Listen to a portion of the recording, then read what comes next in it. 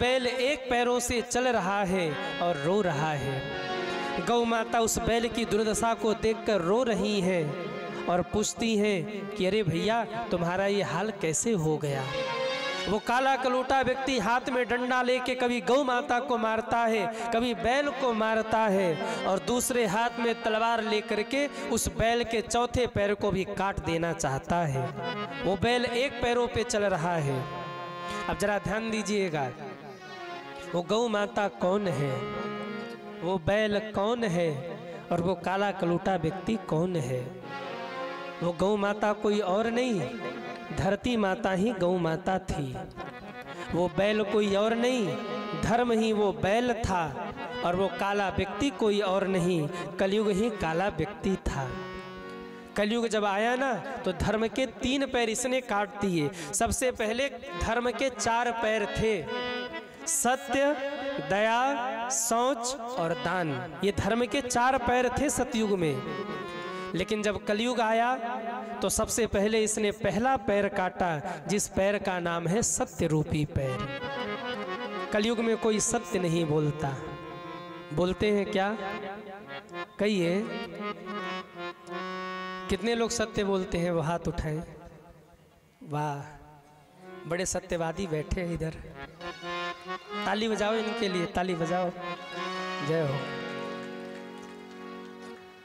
कलयुग में आदमी सत्य नहीं बोलता, बात बात में झूठ बोलता है। कईयों की तो आदत होती है सुबह से लेके शाम तक जब तक 100 झूठ और 500 कसम न खाए पेट का खाना हजम नहीं होता। एक सज्जन मेरे से मिलने आए, आधे घंटे मेरे पास बैठे और आधे घंटे में कम से कम 10-15 बार बोले होंगे, महाराज जी कसम से कह रहा हूँ, महाराज जी कसम से कह रहा हूँ। हमसे रहा नहीं गया। हमने कहा भाई साहब ये बात बात में ये क्यों कहते हो कि कसम से कह रहा हूँ? बोले महाराज हम जो भी बोल रहे हैं ना सब झूठे बोल रहे हैं। हमने कहा झूठ बोल रहे हो तो कसम क्यों खा रहे हो? बोले सामने वाले को भरोसा हो जाए इसीलिए कह रहा हूँ, कसम से कह रहा है। हमने कहा वाह, कलयुग में लोगों का स्वभाव हो गया बात बात में झूठ बोलेगा व्यक्ति। और पहले तो फिर भी ठीक था, जब से ये मोबाइल फोन चला इसने तो और सत्यानाश कर दिया। बैठे होंगे स्टेशन पे कहेंगे घर में बैठा हूँ, और बैठे होंगे घर में तो कहेंगे ऑफिस में बैठा हूँ। कंपनी वाले भी, व्हाट्सएप वाले भी बहुत चला के करंट लोकेशन निकाल दिया। बोलो झूठ। जैसे कहेंगे हाँ महाराज बस ऑफिस पहुँच रहे हैं, हाँ तो लोकेशन भेजो। हाँ, कलयुग का आदमी, अच्छा झूठ बोलना भी पड़ता है। कई बार लोग कहते हैं महाराज क्या बताएं, झूठ नहीं बोलना चाहिए, पर बिना झूठ के काम चलने वाला नहीं है। याद रखिएगा, झूठ बोलना ठीक है, लेकिन बात बात में झूठ बोलना ये ठीक नहीं है। धर्म की रक्षा के लिए अगर झूठ बोलना पड़े तो ठीक है। गौ के प्राण बच रहे अगर झूठ बोलने से तो ठीक है। ब्राह्मण की रक्षा हो रही अगर झूठ बोलने से तो ठीक है। यहाँ तक कहा कि अगर बिटिया का विवाह नहीं हो रहा, अगुआ थोड़ा बहुत इधर उधर करके विवाह करा दे तो भी, और होता भी है। वो कितनी भी लड़ती झगड़ती हो, अगुआ पूछे बिटिया कैसी है, अरे बोले एकदम बोलती ही नहीं है, एकदम मौन रहती। अरे बोलो मत, क्या कहे, वो तो साक्षात लक्ष्मी है, सरस्वती है। वो तो आने के बाद पता चलेगा ओम जय अम्बे तू है। लेकिन पहले कहेंगे महाराज बिटिया जुबान ही नहीं, मुख में जुबान ही नहीं है। अच्छा रूप रंग कैसा है, अरे बोलो मत, बिटिया तो एकदम शालिग्राम भगवान की तरह है। अगर थोड़ी सावली हो बिटिया तो अगुआ ये नहीं कहते कि वो काली है, कहते अरे वो शालिग्राम भगवान की तरह है। अब झूठ भी हो गया, काम भी हो गया। तो झूठ बोल कर यदि कुछ अच्छा हो जाए तो ठीक है, पर अपने स्वार्थ के लिए बात बात में अगर झूठ बोलना पड़े तो ये बात ठीक नहीं है। लेकिन आजकल लोग अपने भी झूठ बोलते हैं और अपने बच्चों को भी झूठ बोलना सिखाते हैं। बेटा झूठ बोला कर क्यों, बिना झूठ बोले काम चलने वाला नहीं है। एक बार ऐसी घटना घटी, एक मित्र ने अपने मित्र को फ़ोन किया। अब उसको फ़ोन उठाना नहीं था। उसने अपने बच्चे से कहा, बेटा फ़ोन उठा। क्या बोलूं? कह दे पापा घर पे नहीं है। अब बच्चा टुकुर टुकुर देके कहा, पिताजी आप तो घर में बैठे हैं और कहते कह दो पापा घर पे नहीं है। आप कहते झूठ नहीं बोलना चाहिए और कह रहे झूठ बोलो। पापा तो पापा थे, रहे होंगे सुल्तानपुर के आसपास के। कहा, बेटा मैं कहता हूँ झूठ नहीं बोलना चाहिए, पर मैं ये भी कहता हूँ कि कभी काल को बोल लेना चाहिए। बोल दे झूठ। क्या बोलूँ? कह दे पापा घर पे नहीं है। कहा, पापा आप तो घर पे बैठे। अब पापा बड़े चालाक, निकाला बगल से चॉकलेट और कहा, ले चॉकलेट पकड़ और दूंगा। बोल दे झूठ। क्या बोलूँ? पिताजी ने कहा, एक काम कर, फ़ोन उठा और कह दे पापा घर पे नहीं है। अब बच्चा तो बच्चा, उसने फ़ोन उठाया और कहा, हेलो अंकल। पापा कह रहे पापा घर पे नहीं है। क्या बोला? पापा कह रहे पापा घर पे। फंस गए। हाँ, हकीकत छिप नहीं सकती कभी झूठे वसूलों से, और खुशबू आ नहीं सकती कभी कागज के फूलों से। झूठ तो झूठ ही रहेगा, सच तो सच ही रहेगा। झूठ बोलने वाला व्यक्ति हमेशा परेशान रहता है क्योंकि उसको बार बार सोचना पड़ता है, मैंने वहाँ क्या बोला था, यहाँ क्या बोलना है। पर जो सत्य बोलता है वो निडर रहता है, निर्भीक रहता है। झूठ बोलने वाले व्यक्ति को बहुत टेंशन होता है, अरे भाई वहाँ ये बोला है और वही प्रश्न यहाँ हुआ तो यहाँ भी यही बोलना है, नहीं अगर गलत बोल दिया तो गड़बड़ हो जाएगा, लोग कहेंगे झूठ बोलता है। और जो सत्य बोलता है वो वहाँ भी वही है, यहाँ भी वही है, उसको कोई टेंशन ही नहीं है। अब सत्य ऐसा भी मत बोल देना कि किसी का हार्ट अटैक आ जाए। हाँ, सत्य ऐसा भी नहीं बोलना कि किसी का हार्ट अटैक आ जाए, पर जीवन में ये प्रयत्न करिएगा कि सत्य के साथ सदैव खड़े रहिएगा। सत्य परेशान हो सकता है पर पराजित नहीं हो सकता। एक फिल्मी दुनिया का बड़ा प्यारा गीत है, अगर आप लोग कहिए तो हम गा दे। ये तो नहीं कहोगे महाराज जी फिल्मी गाना गाते हैं, कह भी लोगे तो क्या होगा। 3 दिन बीत ही गए, 4 दिन और रहना है। 4 दिन के बाद रोकोगे भी तो भी नहीं रुकेंगे। गाजीपुर में अगले दिन से ही कथा शुरू है। हाँ? तो 4 दिन रहना, बुरा मान जाओ, लेकिन मानेंगे नहीं, बुरा हमको पता है। तो गा दे। अरे हाँ या ना? बड़ा प्यारा गीत है, बड़ा सुंदर भाव देखना। सजन रे झूठ मत बोलो, प्रभु के पास जाना है। सजन रे झूठ मत बोलो, प्रभु के पास जाना है। न हाथी है न घोड़ा है, वहाँ पैदल ही जाना है। सजन रे झूठ मत बोलो, प्रभु के पास जाना है। सजन रे झूठ मत बोलो, प्रभु के पास जाना है। हाथी है न घोड़ा है, वहाँ पैदल ही जाना है। सजन रे झूठ मत बोलो, प्रभु के पास जाना है। सजन रे झूठ मत बोलो, प्रभु के पास जाना है। जरा उठाइए दोनों हाथों को, हरि बोल श्री राधे।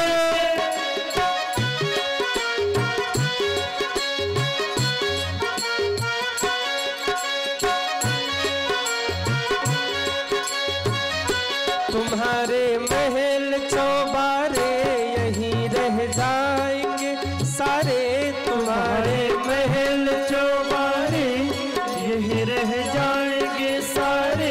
तुम्हारे महल चौबारे यहीं रह जाएंगे सारे। तुम्हारे महल चौबारे यहीं रह जाएंगे सारे। अकड़ किस बात की प्यारे, अकड़ किस बात की प्यारे, ये सिर फिर भी झुकाना है। सजन रे झूठ मत बोलो, प्रभु के पास जाना है। सजन रे झूठ मत बोलो, प्रभु के पास जाना है। न हाथी है न घोड़ा है, वहाँ पैदल ही जाना है। सजन रे झूठ मत बोलो, प्रभु के पास जाना है। सजन रे झूठ मत बोलो, प्रभु के पास जाना है। सजन रे झूठ मत बोलो, प्रभु के पास जाना है। सजन रे झूठ मत बोलो, प्रभु के पास जाना है। सजन रे झूठ मत बोलो। अरे न हाथी है न घोड़ा है, वहाँ पैदल ही जाना है। सजन रे वाह प्रभु के सजन रे, हो सजन रे। आप लोग तो ऐसे गा रहे जैसे झूठ बोलना ही नहीं है। कितने लोग आज के बाद झूठ नहीं बोलेंगे, वो हाथ उठाएं। आज से कितने लोग झूठ नहीं बोलेंगे, हाथ उठाइए। वाह, हम झूठ नहीं बोलेंगे, यही कितना बड़ा झूठ है। हम झूठ नहीं बोलेंगे, यही कितना बड़ा झूठ है। आदमी कहता तो है कि हम झूठ नहीं बोलेंगे, लेकिन झूठ बोलने से पीछे हटता नहीं है। और आज इसी कारण रिश्ते टूट रहे हैं। कई बार झूठ बोलने से रिश्ते टूट जाते हैं, और कई बार झूठ न भी बोलने से रिश्ते टूट जाते हैं। हाँ, क्यों? महाराज कुछ ऐसा व्यवहार हो गया जो आपको अब नहीं बताना घर में। आपने गुरु के सामने, प्रभु के सामने स्वीकार कर लिया कि अपराध बना है, पर यदि परिवार में बताते हैं तो परिवार टूट जाएगा। तो हो सके ऐसे झूठ को छिपाइए। अगर आपके एक सत्य को छुपाने से अगर परिवार टूटने से बच जाता है, तो उस सत्य को थोड़ा छिपा लीजिए। कबूल करिए भगवान के सामने, स्वीकार करिए गुरु के सामने, पर उनसे निवेदन करिए कि प्रभु मेरे से अपराध बना है, पर यदि मैं परिवार के सामने ये बात रखता हूँ तो मेरा परिवार टूट जाएगा। इसके लिए हे नाथ मुझे क्षमा करना, मैं झूठ का आश्रय ले रहा हूँ। तो यहाँ परिवार बच गया। और कई बार झूठ बोलने से परिवार बचता है, और कई बार सत्य बोलने से परिवार बचता है। जब आपको लगे कि नहीं सत्य बोलने से परिवार बच रहा है, तो वहाँ आप सत्य का साथ लीजिए, वहाँ झूठ मत बोलिए। कई बार गड़बड़ हम करते हैं, जहाँ झूठ बोलना हो वहाँ सत्य बोल देते हैं, जहाँ सत्य बोलना है वहाँ झूठ बोल देते हैं। किसी के बेटे की मृत्यु हो जाए, माँ बैठी हो इस इंतजार में कि बेटा हॉस्पिटल गया है लौट कर आएगा, और किसी ने जाकर एकाएक से ये कह दिया तेरा बेटा मर गया, तो वो माँ तो वैसे भी बेचारी मर जाएगी। वहाँ आपका धर्म है कि वहाँ थोड़ा छिपाइए। उस माँ को तुरंत मत बताइए कि तेरा बेटा मर गया, नहीं तो बेचारी वो तो वैसे ही मर जाएगी। वहाँ आप अगर सत्य बोलते हैं तो अपराधी आप होते हैं।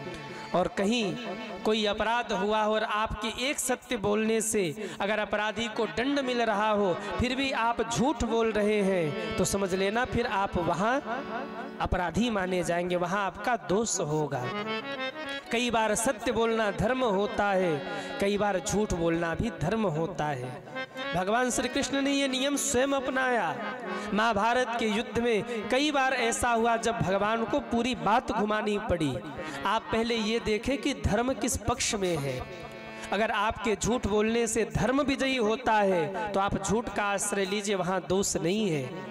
कोई गाय जा रही हो, पीछे कसाई लगे हो, आप बैठे हुए हैं, गैया मैया इधर निकल गई, कसाई ने आके आपसे पूछा गैया मैया कहाँ गई, गाय कहाँ गई, और आप कहते हमारी गैया मैया इधर गई।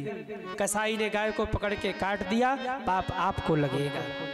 यहाँ क्या करें, आप धर्म देखें, धर्म किस पक्ष में है। अगर आपके एक झूठ बोलने से गौ माता के प्राण बच रहे हो तो कह दीजिए गैया मैया इधर गई, या नहीं बोल सकते तो कह दीजिए हमें नहीं पता, देख लीजिए। ये देखिए कि धर्म किस पक्ष में है। आज कलयुग ने पहला पैर काटा, सत्य रूपी पैर, दूसरा पैर काटा, दया रूपी पैर। कलयुग में लोगों के भीतर से दया भाव समाप्त हो गया। तीसरा पैर काटा, पवित्रता रूपी पैर। कलयुग में कोई पवित्र आचरण नहीं करता। हाँ, घर में भी रहते, परिवार में भी रहते, जैसे तैसे अस्त व्यस्त पड़े हैं। मैं माताओं से निवेदन करूं, अपने रसोई को और अपने स्नान गृह को सदैव स्वच्छ रखिए। जिस व्यक्ति के घर में रसोई जैसे तैसे पड़ा हो, रसोई घर और स्नान गृह, समझ लेना उस घर में कभी सुख शांति नहीं हो सकती। अपने रसोई को स्वच्छ रखिए, अपने स्नान गृह को स्वच्छ रखिए। किसी व्यक्ति का जीवन कैसा अगर देखना है ना, तो उसके पूरे घर को मत देखिए, केवल रसोई को देख लीजिए। जूठे बर्तन तो नहीं पड़े, कहीं बर्तन में दाल के छींटे तो नहीं लगे, कहीं कोने में दूध तो नहीं लगा, कहीं इधर दीवार पे कोई वो छींटे तो नहीं पड़े, कहीं अपवित्रता तो नहीं है, शुद्धता तो है ना घर में। पूरे घर का अगर आपको माहौल देखना है तो केवल रसोई को देख लीजिए। अगर रसोई अपवित्र है तो ये मान लीजिए कि इसका जीवन शुद्ध है ही नहीं, क्योंकि रसोई में जो भोजन बन रहा है वो आप पा रहे हैं, और जो भोजन पा रहे हैं वैसा मन आपका हो रहा है। तो जब रसोई ही अस्त व्यस्त है तो भोजन कहाँ से व्यवस्थित होगा। रसोई को व्यवस्थित रखिए और दूसरे अपने स्नान गृह को व्यवस्थित रखिए।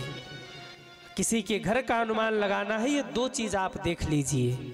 मैं निवेदन करूं, रोगों का इलाज औषधालय में नहीं है, भोजनालय में है। रोगों का आधा इलाज तो आपके रसोई से ही हो जाना है। पहले रसोई को पवित्र करिए। लोग इतने बीमार क्यों हो रहे हैं? पहले के समय में लोग महाराज पत्ते खाते थे, फल खाते थे, जीवन व्यतीत करते थे और कभी कोई बीमारी नहीं होती थी। आज भी आप देख लो, कभी आपने सुना कि बंदर को बुखार आ गया? कहिए, कभी आपने सुना कि बंदर को बुखार आ गया? क्यों? उसके जीवन की एक दिनचर्या है, वो अपने अनुरूप चलता है। लेकिन मनुष्य को ही सारी बीमारी क्यों लग रही है? क्योंकि जीवन अस्त व्यस्त हो गया, जीवन में पवित्रता नहीं रही, जैसे तैसे जीवन जी रहे हैं। पहले अपने रसोई को पवित्र करिए, पहले अपने घर को पवित्र करिए। मन में हो अभिमान भरा, भगवान कहाँ से आए, और घर में हो अधियार तो फिर मेहमान कहाँ से आए। अपने घर को पवित्र रखिए, अपने जीवन को पवित्र रखिए। कलयुग ने तीसरा पैर काटा, सोच रूपी पैर। एक पैर पे धर्म खड़ा है, जिस पैर का नाम है दान रूपी पैर। ये कलयुग हाथ में तलवार लेकर उस दान रूपी पैर को भी काट देना चाहता है। इस कलयुग में अगर धर्म बचा हुआ है ना, तो केवल दान रूपी पैर पर बचा हुआ है। आप लोग थोड़ा बहुत दान पुण्य कर लेते हैं, इसके सारे ही धर्म टिका है। दान में कम कलो युगे, लोग थोड़ा बहुत दान पुण्य कर लेते हैं, यही कारण है कि धर्म टिका है। इसलिए दान देने की प्रवृत्ति को कभी रोकना मत। आप जितना दान करते जाएंगे भगवान आपको उतना ही देते जाएंगे।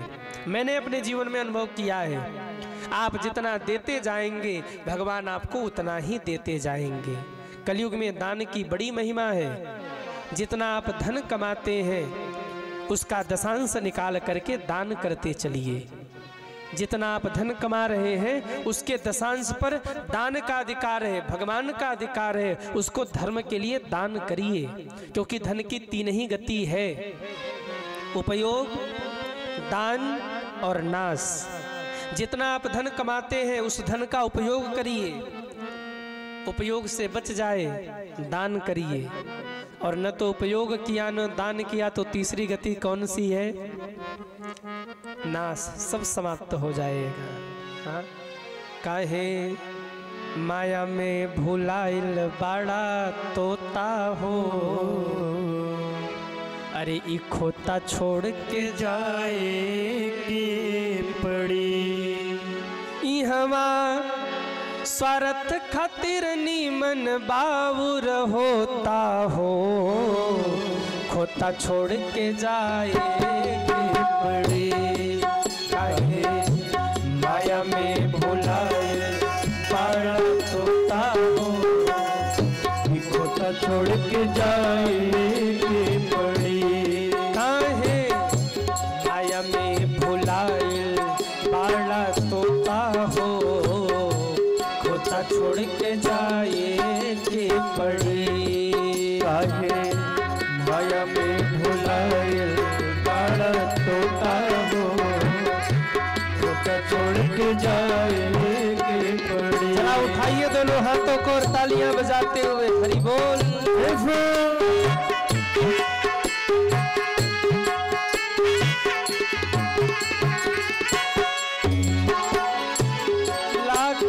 करोड़ चाहे जितनो कमैबा, लाख करोड़ चाहे जितनो कमैबा, खाला खियाला नत काले के जईबा, खाला खियाला नत हो काले के जईबा, जाई पहिरल लंगोटा हो, खोता छोड़ के जाए के पड़े, खुल जाई पहिरल लगोटा हो, खोता छोड़ के जाए के पड़े।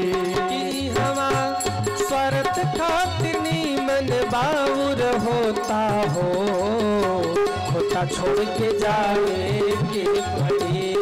काहे माया में भुलायल बाण होता हो, खोता छोड़ के जाए के पड़े। इसीलिए तो कहा काकर बराई राई, काकर बराई राई, पाई पाई जोड़ के उड़ी है सुगनवा राउर, राधे चढ़वा के छोड़ के उड़ी है सुगनवा राउर, चढ़वा के छोड़ के, उड़ी है सुगनवा राउर बिजड़वा के छोड़ के, उड़ी है सुगनवा राउर, चढ़वा के छोड़ के।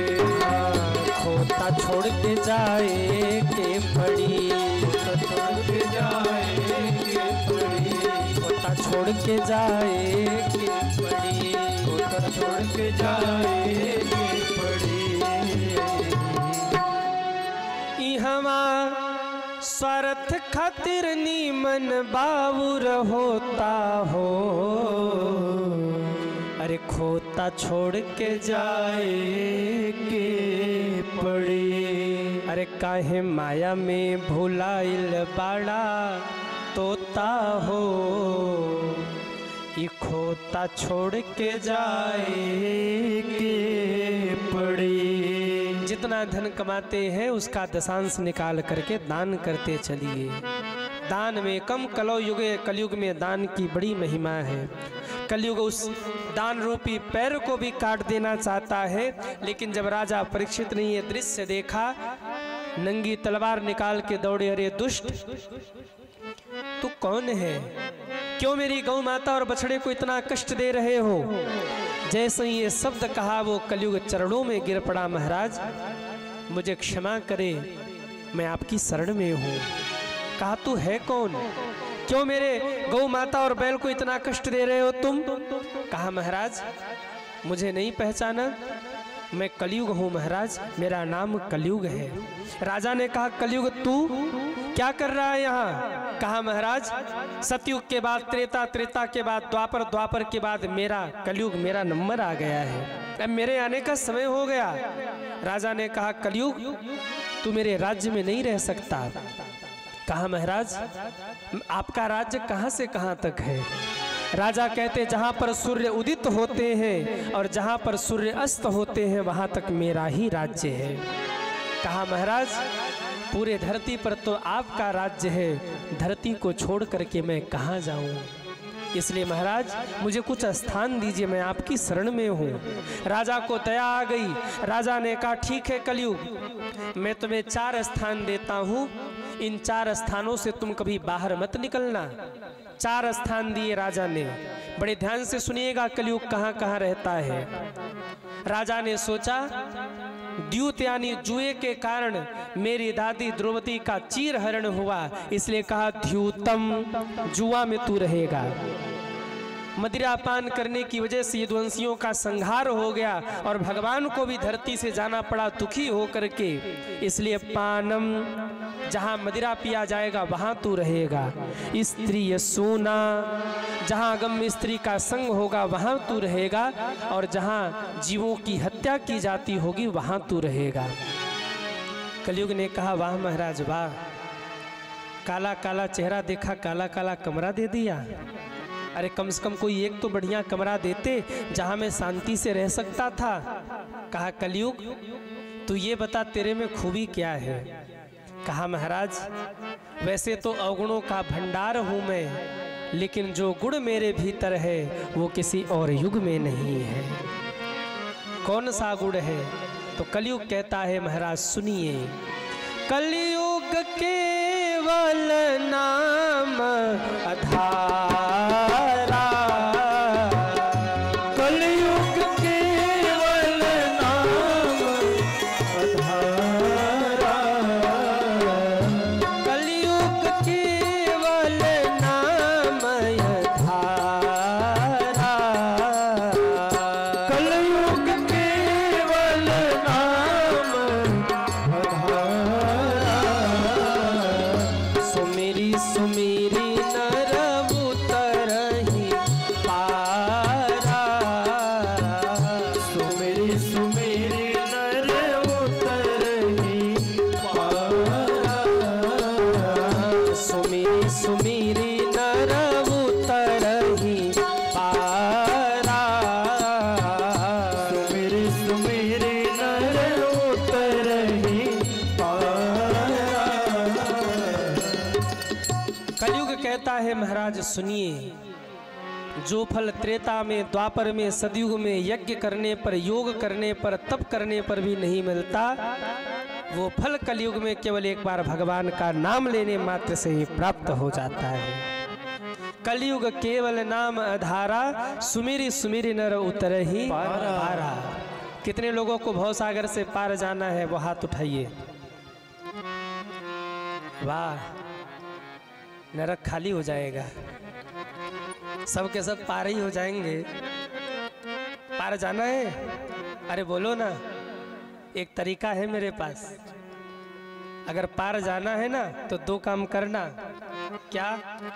बोले हाथ से जितना हो सके दान करना, मुख से जितना हो सके भगवान का नाम लेना, कलयुग में बेड़ा पार हो जाएगा। दान में कम कलयुगे कहा, और दूसरी ओर कलयुग केवल नाम आधारा, सुमेरी सुमेरी नर उतरहि पारा। लोग कहते भगवान का नाम लेने से क्या होगा, राम राम कहने से क्या होगा, कृष्ण कृष्ण कहने से क्या होगा। वर्तमान समय में वृंदावन की भूमि पर एक महात्मा है, संत श्री प्रेमानंद जी महाराज। आप लोग जानते हैं कि नहीं? दोनों किडनी फेल है, दोनों किडनी फेल है। डॉक्टर बहुत पहले बोल चुके थे आप बाबा बचोगे नहीं, लेकिन वाह रे राधा नाम की महिमा, राधा नाम की महिमा के बल पर वो महात्मा आज भी गर्जना कर रहे हैं, जबकि दोनों किडनी फेल है। डॉक्टर बहुत पहले कह चुके थे बाबा आप बचोगे नहीं, लेकिन ये राधा नाम की महिमा है। एक बार किसी ने कहा बाबा, किसी भक्त ने कहा कि मैं अपना किडनी आपको दे रहा हूँ, आप कष्ट क्यों झेल रहे हैं? तो बाबा ने बहुत प्यारी बात कही। प्रेमानंद जी महाराज कहते क्या कह रहे, मैं अपनी किडनी निकलवा दूं? अरे एक किडनी मेरे कृष्ण है और एक किडनी राधा रानी है, मैं राधा कृष्ण को अपने जीवन से कैसे दूर कर सकता हूँ? मरना है सो एक दिन तो मरेंगे ही, लेकिन अगर इस रूप में राधा रानी हमसे सेवा ले रही हैं तो क्या तकलीफ है सेवा देने में। और आप देखिए, आप विश्वास कर सकते, जिसकी दोनों किडनी खराब हो वो व्यक्ति ऐसे बैठकर घंटे घंटे कई घंटे प्रवचन करे। हमने सुना है कि 3 बजे भोर से ही वो प्रवचन करना शुरू कर देते और भक्त लोग बैठकर वहाँ कथा सुनते हैं। लाखों लाख भक्त प्रतिदिन उनसे मिलने के लिए आते हैं। जिसकी वो स्थिति हो, हमारा किसी को अगर बुखार आ जाए, तबीयत खराब हो जाए तो कहेगा आज ड्यूटी नहीं जाऊंगा, और वहाँ सुबह आधी रात को ही जग जाते हैं, दिनचर्या करके फिर भक्तों के बीच में बैठ जाते हैं, सभी के प्रश्नों का उत्तर देते हैं। ये राधा नाम के महिमा का बल है, साधारण इसे मत समझना। वर्तमान समय में आध्यात्म जगत के पितामह कहे जा रहे हैं, बड़े बड़े लोग आते हैं, सहज भाव में सबसे मिलते हैं और वो गर्जना करते हैं, चेहरे पर मुस्कुराहट आज भी वही है। पीछे क्या है? बोले बस एक ही चीज है, राधा नाम की महिमा है, भगवत नाम का बल है सज्जनों। शरीर में बल हो न हो, लेकिन आध्यात्म बड़ा पुष्ट है, भगवान के नाम पर बड़ा भरोसा है। मैं भी आप सभी से कहूं, भगवान के नाम पर भरोसा करिएगा, क्योंकि भगवत नाम के ही सहारे ही कलयुग में कल्याण हो जाएगा। रावण तो भगवान को गाली देके ही बात करता था, बनवासी बनवासी कह के पुकारता था, लेकिन वाह रे प्रभु वाह, मेरे भगवान ने उसे भी तार दिया। कहते हैं ना, भाय कुभाय अनखयाल सहो, नाम जपता मंगल दिसि डसहु। भगवान का नाम आप कैसे भी लीजिए, भाव से लीजिए या कुभाव से लीजिए, भगवान का नाम तो कल्याण करता ही है। कई बार लोग हमसे भी मिलते, बोले महाराज एक बात बताओ, प्रेमानंद बाबा वृंदावन में बैठे हैं, झूठ है, पाखंड है कि हकीकत है? कहीं पाखंड तो नहीं कर रहे? हम कहते भैया अगर पाखंड भी कर रहे होंगे तो क्या गलत कह रहे? अगर तुम वही पहले वो तो है नहीं ऐसा, लेकिन यदि तुम ये भी मानते हो कि ये महात्मा लोग, ये संत लोग झूठे ही पाखंड कर रहे हैं, तो पाखंड में भी कर क्या रहे हैं? भगवान के नाम का प्रचार ही तो कर रहे हैं, भगवत महिमा को ही तो बढ़ा रहे हैं, उसमें पाखंड क्या देखना? अरे तुम भी राधे राधे कहो, तुम भी राम राम कहो, तुम भी कृष्ण कृष्ण कहो, बहुत से पार हो जाओ। मेरा निवेदन, भगवान का नाम कैसे भी लीजिए, जान कर लीजिए, अनजाने में लीजिए, भगवान का नाम कल्याण करता ही है। आप जहर जानबूझ के खाओ, मरोगे कि नहीं? अरे हाँ या ना, मरना पड़ेगा। पर कभी अनजाने में खा लिया तो कहेंगे क्या, जहर भैया मत मारो, हमने अनजाने में खाया है। वो कहेगा अच्छा पूछ के खाया था क्या? अरे बोले महाराज अनजाने में खा लिया। बोले नहीं, अपना काम करना है। जैसे जहर जानबूझ के खाइए, अनजाने में खाइए, जहर का काम है मारना, ऐसे ही भगवान का नाम जानबूझ कर लीजिए या अनजाने में लीजिए, भगवान के नाम का काम है तारना। ताली धीरे बज रही है आपकी, सुल्तानपुर वाले भूल जाते बीच बीच में, बताना पड़ता है। हाँ? कोई बात समझ में आवे ना तो जम के ताली बजा दिया करो। हमको अच्छा नींद नहीं आएगी ताली बजाते रहोगे तो, नहीं क्या पता जयराम जी की हो गए। और 3 घंटे बाद जब बोल भागवत भगवान की जय, तब उठे, वाह वाह मजा आ गया, बहुत अच्छी कथा हुई, वाह। भगवान के नाम का काम है तारना, वो तो तारेगा। उल्टा नाम जपत जग जाना, वाल्मीकि भय ब्रह्म समाना। और मैं तो अपनी बात कहूँ, मैं तो काशी वासी हूँ, काशी में रहता हूँ। ऐसा कहा जाता है कि काशी में मरने वाले का कान टेढ़ा हो जाता है। अभी इसके बाद मैं शिव महापुराण करने जा रहा हूँ, बड़ी दिव्य कथा होती है शिव महापुराण की। 28 को यहाँ कथा विश्राम होगी, 29 से शिव महापुराण की कथा गाजीपुर में शुरू हो जाएगी। आप लोग YouTube से सुनिएगा। 5 तक वहाँ कथा चलेगी, फिर 6 से 12 बांकी में कथा आरंभ हो जाएगी, भागवत की कथा। तो शिव महापुराण की कथा में मैं कई बार निवेदन करता हूँ, काशी में मरने वाले का कान टेढ़ा हो जाता है। क्यों? क्योंकि जो काशी में मरता है, स्वयं भगवान महादेव प्रकट होकर उसके कान में राम नाम की दीक्षा देते हैं। उसी राम नाम के सहारे वो मुक्त हो जाता है। इसीलिए कहा गया, काशी में अगर एक मच्छर भी मरे ना तो भी मुक्त हो जाता है। ये राम नाम की महिमा है। भोले बाबा सदैव जागृत रहते काशी में, कौन कौन कहाँ कहाँ मर रहा, तुरंत पहुँच के कान में राम राम, गायब। और ऐसा माना जाता है कि काशी में मरने वाले का कान थोड़ा सा मुड़ जाता, टेढ़ा हो जाता है, क्योंकि भोले बाबा पकड़ के जोर से कहते राम राम, कल्याण हो गया। राम नाम की ये महिमा है कि भोले बाबा काशी में बैठकर जगत के जीवों को मुक्त कर रहे हैं। इसलिए आप लोग भी जितना हो सके सीता सीता सीता सीता राम गाइए, सीता सीता सीता सीता राम गाइए, राधे राधे राधे राधे श्याम गाइए, राधे राधे राधे राधे श्याम गाइए, सीता राम गाइए, सीता राम गाइए, राधे श्याम गाइए, राधे श्याम गाइए, सीताराम राधे श्याम सीताराम गाइए, सीताराम राधे श्याम सीताराम गाइए, सीताराम राधे श्याम सीताराम गाइए, सीताराम सीता सीता सीता राम गाइए, सीता सीता सीता सीता राम गाइए, राधे राधे राधे राधे श्याम गाइए, राधे राधे राधे राधे श्याम गाइए, सीता सीता सीता सीता राम गाइए, सीता सीता सीता सीता राम गाइए, राधे राधे राधे राधे श्याम गाइए, राधे राधे राधे राधे श्याम गाइए। बोलिए भक्त वत्सल भगवान की जय हो। एक बार सभी बोलिए राम राम।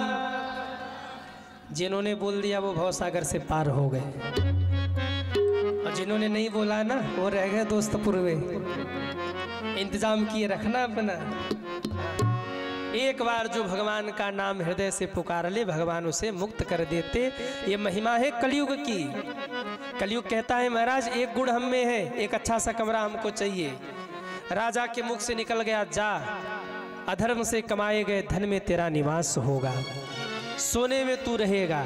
अब आप कहेंगे महाराज कलयुग सोने में रहता है तो सोना तो हम पहनते हैं, हाथ में भी सोना, पैर में भी सोना, गले में भी सोना, नाक में भी सोना, कान में भी सोना, सिर पे भी सोना, तकिए के नीचे भी सोना, अलमारी में भी सोना, सीलिंग फॉल उसके ऊपर भी सोना, हर जगह सोना ही सोना रख रखा है।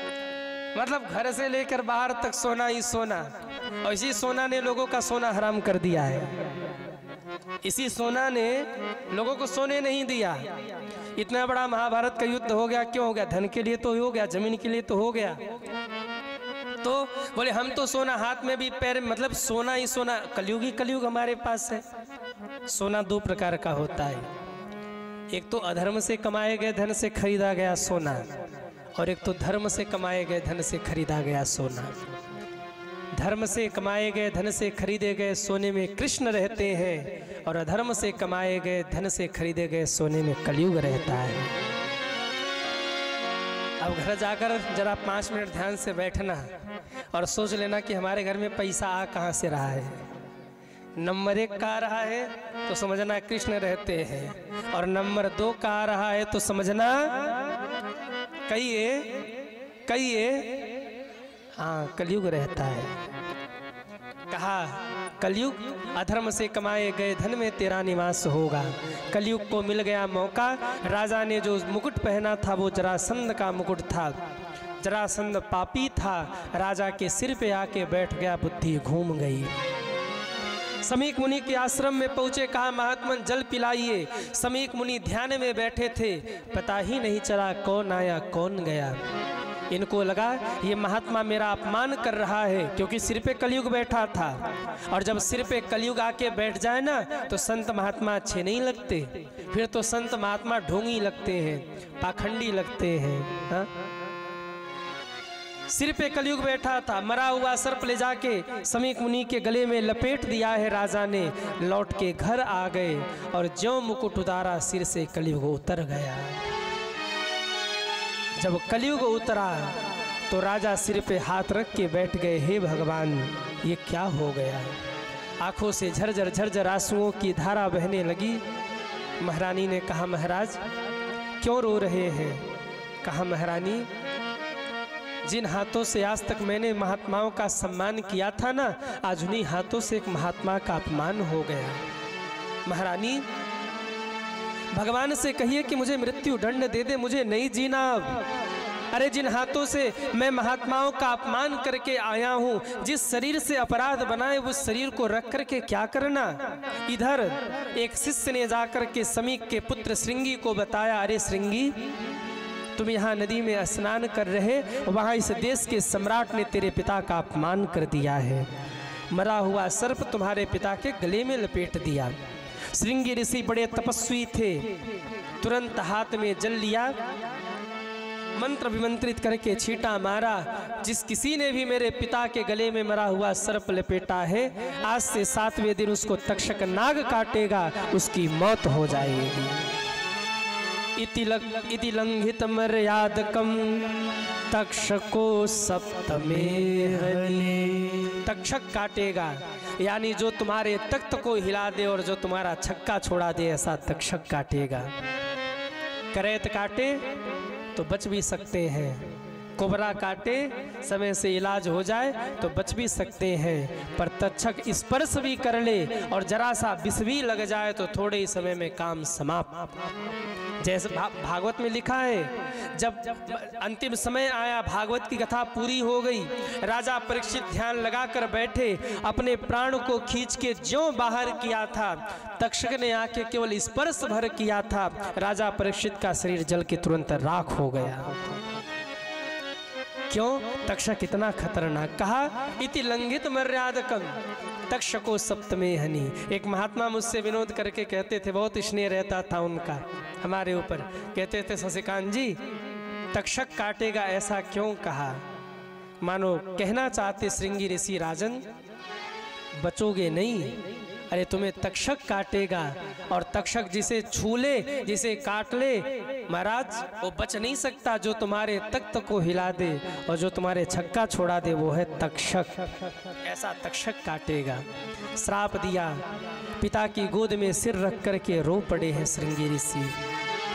थोड़ी देर बाद जब समाधि से उठे, सांप को निकाल के बगल में रखा, कहा बेटा क्यों रोते हो? कहा पिताश्री इस देश के सम्राट ने आपका अपमान कर दिया है। कहा बेटा तुमने तो कुछ नहीं कहा ना? कहा पिताजी मैंने भी कह दिया, आज से 7वें दिन उसको तक्षक नाग काटेगा, उसकी मौत हो जाएगी। रो पड़े समीक ऋषि, बेटा तुमने ये क्या कह दिया? अरे जिस राजा के कारण धर्म सुरक्षित है, आज उसी राजा को तुमने श्राप दे दिया। उस राजा ने पाप किया नहीं था, कलयुग ने उस राजा से पाप करवाया था। इसलिए एक शिष्य को भेजकर सूचना दिलवाया कि राजन आज से 7वें दिन तुम्हारी मौत हो जाएगी। आप जरा सोचिए, किसी को पता लगे कि 7वें दिन मैं मर जाऊंगा, क्या हालत होगी उसकी? रोएगा कि नहीं रोएगा? अरे हाँ या ना? चिल्लाएगा, अरे रिश्तेदारों को बुलाओ, अरे मेहमानों को बुलाओ, अरे छोटा बेटा अमेरिका रहता उसको बुलाओ, हाँ अरे उसको बुलाओ जरा दे, अरे पोते को बुलाओ जरा उसको देख जाए, हाँ? अरे घर वालों तुम्हारी किस्मत फूटी, हम मरने वाले, तुमने पोते की शादी नहीं की, कम से कम वही देख के मरते। हे भगवान 2-4-10 दिन और बढ़ा दो, 4 साल और बढ़ा दो, कम से कम घर परिवार सुरक्षित हो जाए तब जाए। लोग रोएंगे गाएंगे। लेकिन जब राजा परीक्षित को पता लगा ना कि आज से 7वें दिन मैं मरने वाला हूँ, राजा परीक्षित नाच उठे हैं। किसी ने पूछा, राजन आपको श्राप लगा है 7वें दिन मर जाओगे और आप नाच रहे हो क्या? इसीलिए तो नाच रहा कि श्राप नहीं वरदान मिला है। कौन सा वरदान? राजा कहते हैं मरने वाले को मरने से 1 मिनट पहले तक पता नहीं होता कि मैं मरने वाला हूँ, और मैं कितना सौभाग्यशाली हूँ, मरने के 7 दिन पहले ही पता लग गया कि 7 दिन बाद मेरी मौत होनी है। यानी 7 दिनों के भीतर स्वयं यमराज भी आ जाए ना, उनकी भी हिम्मत नहीं कि हमें लेके जा सके। 7 दिन तक मुझे कोई स्पर्श नहीं कर सकता। 7 दिन के लिए मैं अमर हूँ, वरना श्वासों से बड़ा श्वास कब ये हमें छोड़ जाए, श्वास कब रुक जाए, कोई भरोसा नहीं है। मैं ओशो को पढ़ रहा था, ओशो ने अपने शब्दों में लिखा था, श्वासों से बड़ा दगाबाज इस दुनिया में कोई नहीं है। ये श्वास कब दगा दे जाए कोई भरोसा नहीं है। हम कथा बोल रहे, आप कथा सुन रहे, अगले 1 सेकंड बाद यहाँ कौन होगा कौन नहीं होगा कोई गारंटी है क्या? कितने लोग अमर हैं वो हाथ उठाएं। वाह। और कितने लोगों को लगता है कि हम एक दिन मरना पड़ेगा, वो हाथ उठाएं। मौत तो सच है, एक न एक दिन आनी ही है।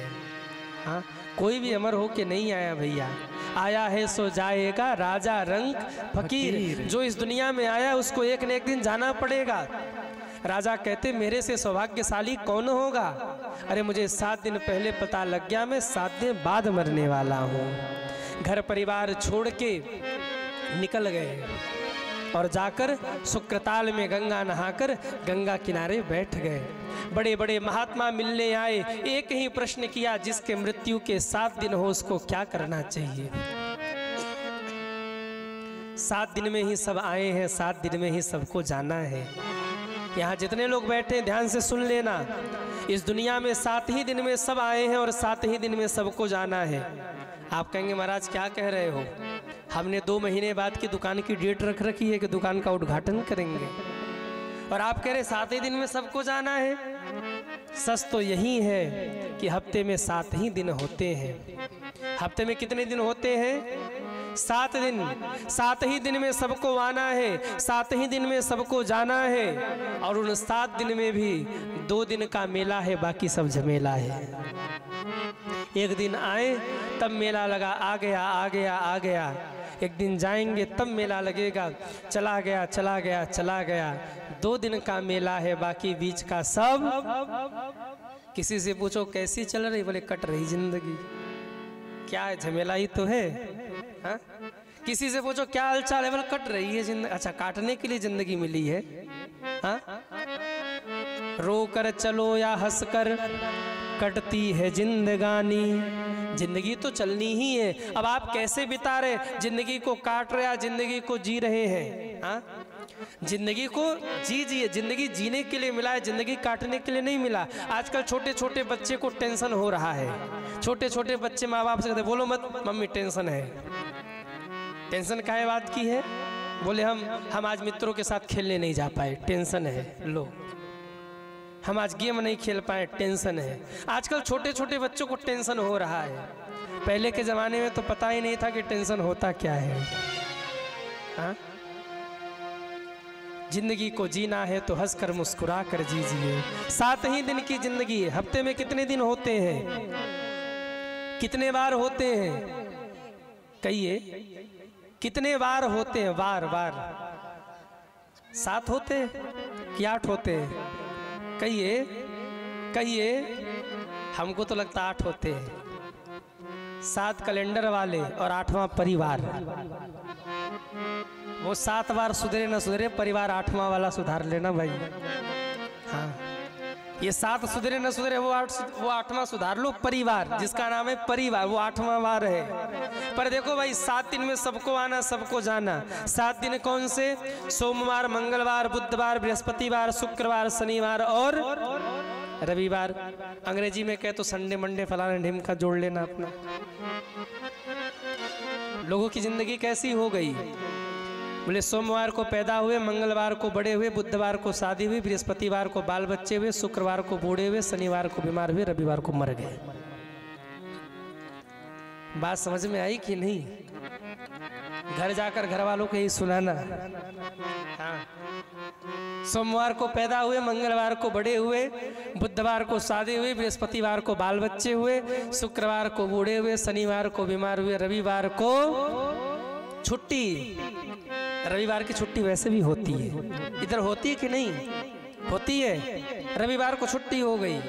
7 दिन है, 7 दिन में ही सबको जीना है, 7 दिन में ही सबको मरना है। पर दोस्तपुर के लोग कितने सौभाग्यशाली हैं कि उन्हीं 7 दिनों में 7 दिन की भागवत सुन करके अपनी मुक्ति को सुनिश्चित कर रहे हैं। राजा ने पूछा जिसकी मृत्यु के केवल 7 दिन हो वो क्या करे? बड़े बड़े महात्मा उत्तर नहीं दे पाए। उसी समय सुखदेव जी आए, राजा ने चरण पकड़ लिए। अरे हरि की कथा सुनाने वाले, हरि की कथा सुनाने वाले, तुमको लाखों प्रणाम, तुमको लाखों प्रणाम। हरि की कथा सुनाने वाले, हरि की कथा सुनाने वाले, तुमको लाखों प्रणाम, तुमको लाखों प्रणाम। हम पी कर विष का प्याला जा रहे थे यम के गाला, हम पी कर विष का प्याला जा रहे थे यम के गाला, हम पी कर विष का प्याला जा रहे थे यम के गाला, हम पी कर विष का प्याला जा रहे थे यम के गाला। हमको आके बचाने वाले, हमको आके बचाने वाले, हरि की शरण ले जाने वाले, हरि की शरण ले जाने वाले, तुमको लाखों प्रणाम, तुमको लाखों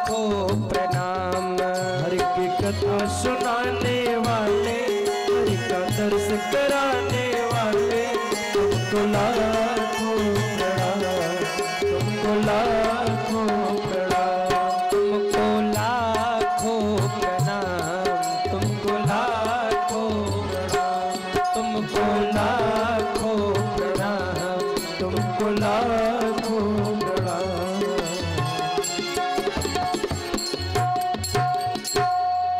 अरे हरि की कथा सुनाने वाले, हरि का दर्श कराने वाले, तुमको लाखों प्रणाम, तुमको लाखों प्रणाम। भगवान के चरणों तक कौन पहुंचाएगा? बोले भगवान के चरणों तक सदगुरु पहुंचाएंगे।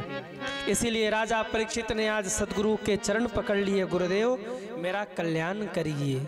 हम तो पी कर विष का प्याला जा रहे थे यम के गाला, हम पी कर जा रहे थे यम के, हमको आके बचाने वाले, हमको हरि की शरण ले जाने वाले, तुमको लाखों, तुमको लाखों। हरि की शरण कौन ले जाएगा? तो कहा हरि की शरण तो सदगुरु ही ले जाएंगे। इसीलिए जीवन में गुरु के चरण को पकड़ के रखना। भगवान की आवश्यकता तो युग युग में है, पर गुरु की आवश्यकता पग पग पर है। जिस पग पर गुरु का साथ नहीं होगा वही पग हमारा गड्ढे में पड़ जाएगा। इसलिए गुरु के चरण पकड़ के रखना। लोग पूजा पाठ धर्म सत्कर्म करते हैं, फल क्यों नहीं मिलता? क्योंकि जीवन में सद्गुरु नहीं है। जब तक जीवन में सद्गुरु नहीं आएंगे तब तक धर्म सत्कर्म सफल नहीं होगा। आप बैंक में पैसा जमा करने जाइए और बैंक में आपके नाम का अकाउंट ही न हो तो पैसा जमा होगा क्या? कहिए। मैनेजर साहब कहेंगे पहले अकाउंट खुलवाइए। हम भजन कर रहे, पूजा कर रहे, पाठ कर रहे, पर हमें उसका फल क्यों नहीं मिल रहा है? क्योंकि अकाउंट तो खुलवाया ही नहीं। लोग कहते गुरु मंत्र क्यों जरूरी है? जब हम गुरु से गुरु मंत्र लेते हैं तो गुरु मंत्र लेने का मतलब भगवान की डायरी में अपने नाम का खाता खुलवाना। जब हम गुरु से मंत्र लेते हैं और गुरु हमारे कान में मंत्र दीक्षा देते हैं ना, तो हमारे नाम का अकाउंट भगवान की डायरी में खुल जाता है। जितना भी धर्म सत्कर्म करते हैं जाकर उसी अकाउंट में जमा हो जाता है। इसीलिए कहा गया जब तक जीवन में गुरु नहीं तब तक जीवन शुरू नहीं। प्रत्येक व्यक्ति का जन्म जीवन में 2 बार होता है। एक बार जन्म होता है माता पिता के द्वारा और एक बार जन्म होता है गुरु के द्वारा। जब गुरु कान में मंत्र दीक्षा देकर दीक्षित करते हैं ना, तो ये शिष्य का दूसरा जन्म होता है और यही जन्म प्रमुख है। भगवान की डायरी में तब से आपकी जन्म तिथि नोट नहीं होगी जब से आपने धरती पर जन्म लिया। भगवान की डायरी में तो वही जन्म तिथि नोट होती है जब से गुरु मंत्र लेकर आपने भगवान का भजन शुरू किया। इसलिए जीवन में गुरु जरूर बनाइए।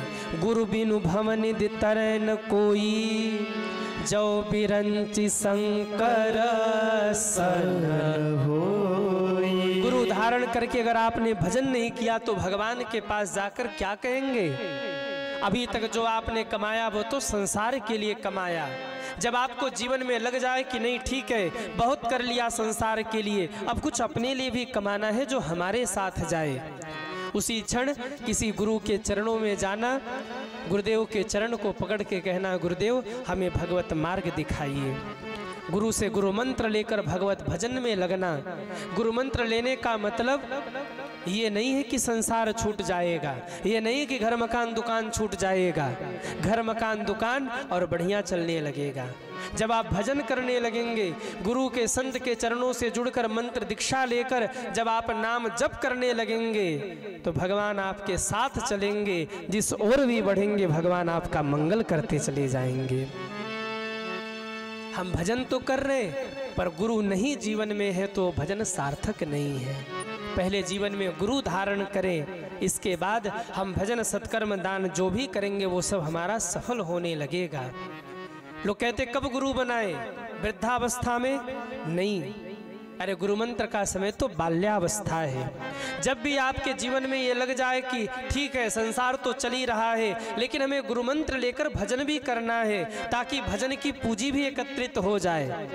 जब हम जाएं तो खाली हाथ न जाना पड़े, वो पूंजी ले करके जाएं। उसी क्षण गुरु से जुड़कर इतना भजन कर लेना, इतना भजन कर लेना कि जब वहाँ जाइए तो सिर उठा के कहिए प्रभु भजन करके आए हैं, खाली हाथ नहीं आए हैं। किसी गरीब आदमी को अगर हवाई जहाज में सफ़र करना हो तो सोचना पड़ता है, पर किसी खरबपति आदमी को अगर प्राइवेट हेलीकॉप्टर या प्राइवेट विमान से उड़ना हो तो सोचना पड़ता है क्या? कहिए, हमको आपको भी एक दिन उड़ना है, लेकिन उड़ने से पहले खूब कमा लेना पैसा। वो नोट वाला नहीं, वो नोट वाला धन नहीं, वो माला पे राम नाम वाला धन, कृष्ण नाम वाला धन। इतना कमा लेना कि जब जाने का समय आए ना तो आपको चिंता न करना पड़े, खुशी खुशी जाइए कि प्रभु मैं अपनी ड्यूटी पूरा करके जा रहा हूँ, अधूरे पे नहीं जा रहा हूँ। वरना यमराज की जब अदालत चलोगे, पूछेगा हाकिम तो क्या कहोगे? फिर भी जन्मना और मरना पड़ेगा, काया कूटी खाली करना पड़ेगा। इसलिए जीवन में गुरु जरूर बनाए, क्योंकि गुरु बिना कल्याण नहीं है।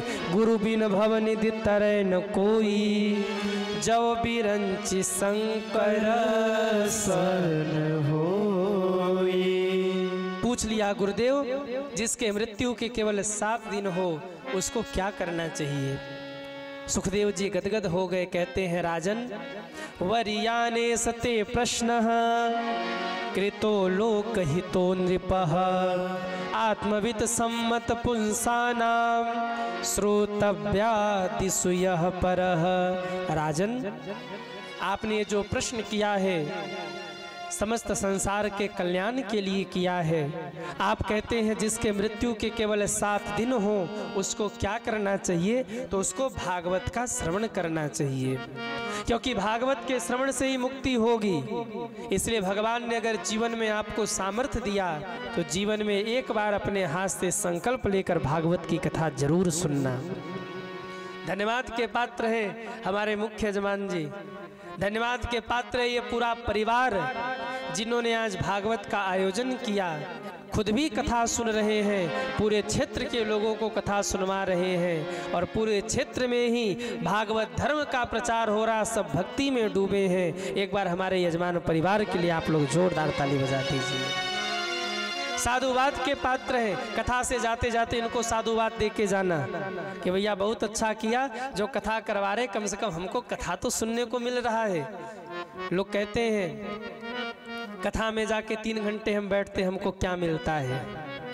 हाँ, कथा में हम 3 घंटे जाकर बैठते हैं, हमको क्या मिलता है? आपको जानना है कि हमको क्या मिलता है कथा में? अरे कहिए, घर पे रहते ना चाय की चुस्की लेते लेते निंदा चुगली करते रहते, कम से कम कथा में आके निंदा चुगली से तो बचे हैं। इन 3 घंटे में मान लो कुछ नहीं मिला, पर 3 घंटे अगर घर में होते कोई पाप कर देते तो कम से कम यहाँ बैठ के पाप तो नहीं कर रहे। कुछ नहीं मिल रहा तो जा भी तो नहीं रहा। और मेरे भाई बहन, जाने अनजाने कैसे भी भगवान की कथा अगर कान में पड़े तो वो तो फायदा ही फायदा है। तो सबसे बड़ा फायदा तो यही है कि घर में रहते तो कोई ना कोई पाप बन जाता, और कम से कम कथा में 3 घंटे बैठे हैं तो निरापराध बैठे हैं। भगवान भी नोट कर रहे कि इसने 3 घंटे तक कोई पाप नहीं किया है। इससे बड़ा फायदा और क्या चाहिए? जब भगवान के सामने जाना, वहाँ समय के साथ बात जब जाना हो और भगवान का क्या किया जीवन में, तो कह देना हमने भागवत सुना है दोस्तपुर में बैठ के। हाँ, 3-3 घंटे सुना है सरकार, अब आपकी जो मर्जी वो करिए आप। हाँ, इतने से ही मुक्ति हो जाएगी मेरे भाई बहन, क्या चाहिए इससे ज्यादा? सुखदेव जी कहते, राजन आपने जगत के कल्याण के लिए प्रश्न किया है। आपने कहा जिसके मृत्यु के केवल 7 दिन हो उसको क्या करना चाहिए? तो उसको भागवत कथा का श्रवण करना चाहिए। इसलिए आओ मैं तुम्हें भागवत की कथा सुना रहा हूँ। अरे आओ भगतो तुम्हें सुनाऊं कथा मेरे भगवान की, बिना कथा के प्राणी तेरी काया है किस काम की। बिना कथा के प्राणी तेरी काया है किस काम की। आवो भक्तो तुम्हें सुनाऊं, आओ भक्तो तुम्हें सुनाओ, कथा मेरे भगवान की, बिना कथा के प्राणी तेरी काया है किस काम की। बिना कथा के प्राण तेरी काया है किस काम की। सभी ताली सेवा करते हुए हरि बोल श्री राधे।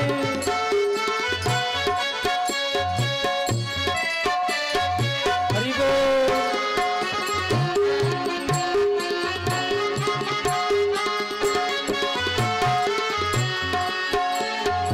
कथा सुनो भगवान की बंदे, जीवन में आराम मिले। कथा सुनो भगवान की बंदे, जीवन में आराम मिले।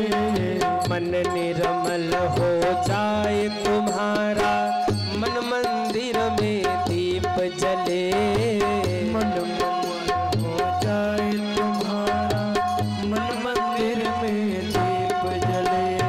इसी कथा में लिखी है भक्तों, इस कथा में लिखी है भक्तों, महिमा राधे श्याम की, बिना कथा के प्राणी तेरी श्री राधे काम की।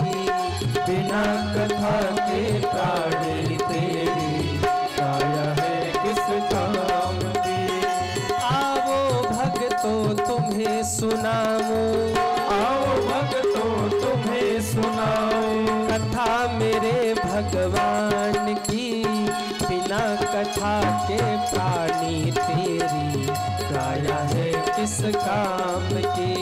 बिना कथा के प्राणी तेरी काया है किस काम की। काया है किस काम की। काया है किस काम की। काया है किस काम की। काया है किस काम की। आवो भक्तो तुम्हें सुनाऊं, कथा मेरे भगवान की, बिना कथा के प्राणी तेरी काया है। किस काम की। आज घर जाना और जो अभी तक कथा में नहीं आए ना, उनको धक्का देना और कहना, आवो भक्तो तुम्हें सुनाऊं, कथा मेरे भगवान की, बिना कथा के प्राणी तेरी काया है किस काम की। बिना कथा के प्राणी तेरी।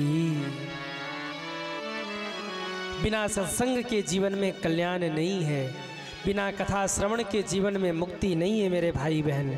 अगर आप चाहते कि आपके परिवार में सब संस्कारित बने रहें, अगर आप चाहते कि घर के झगड़े दंगे बंद हो जाएं, तो पूरे परिवार को सत्संग करना पड़ेगा। क्योंकि बिनु सत्संग विवेक न होई, राम कृपा बिनु सुलभ न सोई। बिना सत्संग के जीवन में विवेक नहीं होगा और बिना राम के कृपा के जीवन में सत्संग नहीं होगा। कथा इधर हो रही है, कथा इधर हो रही है, इधर देखो। आप लोग इस साथ में ये भी देखते हो कहाँ क्या हो रहा है। कथा सुनो, कथा यही चर्चा चल रही है, सत्संग से ही कल्याण होगा। कभी इधर पंगा मारा, कभी उधर पंगा मारा, कभी उधर क्या हो रहा, कभी प्रसाद में क्या है, इससे कल्याण नहीं होगा। कथा ध्यान से सुनिए। जीवन में जब भी समय मिले सत्संग जरूर करिए। कपड़ा पहनते पहनते मैला कुचैला हो जाए तो क्या करते हैं, वॉशिंग मशीन में डालकर उसको चला देते, वो धुलता रहता है। ये कथा पंडाल क्या है, बोले वॉशिंग मशीन है। जगत के व्यवहारों को निभाते निभाते मन दूषित हो गया है। आके बैठ जाना कथा में, 7 दिनों की कथा को सुन लेना, आपका मन निर्मल हो जाएगा। यहाँ मन की धुलाई चल रही है, यहाँ मन की धुलाई चल रही। जैसे कपड़े को धुला जाता है तो कपड़ा फिर से स्वस्थ हो जाता है, ठीक ऐसे ये कथा पांडाल वॉशिंग मशीन है, भागवत की कथा और श्लोक साबुन है, और उसी साबुन से मन की धुलाई चल रही है। जब भी समय मिले सत्संग करिए, अपने बच्चों को भी सत्संग से जोड़िए, क्योंकि अगर आपका बच्चा सत्संगी नहीं हुआ तो वो कुसंगी हो जाएगा, और यदि वो कुसंगी हो गया तो वृद्धाश्रम का मार्ग आपके लिए प्रशस्त कर ही देगा, इसमें कोई दो राय नहीं है सज्जनों। अगर इन चीज़ों से बचना चाहते हैं तो उनको संस्कार दीजिए, उनको संस्कार से जोड़िए, उनको भगवान के बारे में बताइए, उनको भक्ति से जोड़िए। आजकल के माँ बाप क्या करते हैं, पूजा करने बैठते हैं, बच्चा आके बैठ जाए तो कहते तू जा पढ़ाई कर, तू जा पढ़ाई कर, तू पढ़ाई कर, तो तेरी उम्र थोड़ी है पूजा पाठ करने की, तू जा पढ़ाई कर, हमें पूजा करने दे। हाँ, बच्चा ज़्यादा पूजा करने लगे तो माँ बाप को डर लगता कहीं बाबा जी न बन जाए। हाँ? बच्चा ज़्यादा ही पूजा पाठ करने लग जाए तो माँ बाप को चिंता हो जाती कहीं बाबा जी न बन जाए। एक मैया आके बोली महाराज हमको बड़ा डर लगता है। हमने कहा क्यों डर लगता है? बोले बेटा बहुत पूजा करता है। हमने कहा पूजा करता तो अच्छी बात है। बोले महाराज क्या बताएं, डर इसलिए लगता है कहीं बाबा जी न बन जाए। ये वही मैया थी जो 2 दिन पहले आके कह रही थी सौभाग्यशाली हैं आपके माता पिता जिन्होंने आप जैसे भगवत भक्त को जन्म दिया। हमने कहा भैया कितने बेटे हैं? कहा 3। हमने कहा एक को डॉक्टर बना दे, एक को फौजी बना दे और दूसरे को संत बना दे। देश की भी सेवा होती रहेगी, समाज की भी सेवा होती रहेगी और धर्म की सेवा। अरे बोले ना महाराज ना, बाबा जी तो ना बनाऊं। चोर बन जाए, डाकू बन जाए, लुटेरा बन जाए, लंपट वाला बन जाए, झगड़ालू बन जाए, ईर्ष्यालु बन जाए, क्रोधी बन जाए, अभिमानी बन जाए, पर बाबा जी नहीं बनाऊं। जय हो।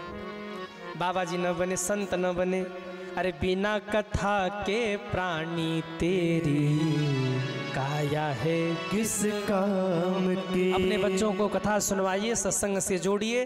राजा परीक्षित कथा सुन रहे, सुखदेव जी कथा सुना रहे। अब आज राजा को कथा सुनने दीजिए, क्योंकि सत्संग की अपनी महिमा है। सत्संग जितना किया जाए उतना ही कल्याणकारी होता है। मैंने कल भी निवेदन किया था, हम लोगों ने अपनी जन्मभूमि राजापुर में जो हनुमान जी के मंदिर का निर्माण किया, उसके नीचे सत्संग भवन क्यों बनवाया? हम लोग चाहते तो केवल वहाँ हनुमान जी का मंदिर बनाते, लेकिन उसके नीचे विशाल सत्संग भवन बनवाया, उसमें भारी संख्या में भक्त बैठकर कथा सुन सकते हैं। क्यों बनवाया? क्योंकि मंदिर होगा तो लोग दर्शन करके चले जाएंगे, और सत्संग भवन भी होगा तो लोग आएंगे, कथा श्रवण करेंगे और कथा सुनते रहेंगे तो लोगों का विवेक जागृत होता रहेगा। 2-3 उत्सव हम लोग वहाँ रखते हैं। एक तो गुरु पूर्णिमा का उत्सव होता है सभी शिष्यों के लिए, सभी शिष्य लोग आते हैं और महाराज सभी के प्रश्नों का उत्तर मिलता है, समस्याओं का समाधान मिलता है। और एक उत्सव होता है हनुमत जयंती का उत्सव, और एक बार बीच में कथा भी करवाते हैं। हम लोगों को क्या आवश्यकता है कथा करवाने की, लेकिन फिर भी कथा करवाते हैं, क्योंकि बिना सत्संग के विवेक जागृत होने वाला नहीं है। राजा कथा सुन रहे, अब आज कथा सुनने दीजिए। आगे की कथा कल पुनः मिलेंगे, कल के शाम के 6 बजे। तब तक के लिए सभी दोनों हाथ जोड़िए और हमारे साथ बोलिए। कथा विसर्जन आज की सुनहु बीर हनुमान, राम लखन सीता सहित सबका करहु कल्याण। बोलिए हनुमान जी महाराज की जय हो। नमः पार्वती पतये हर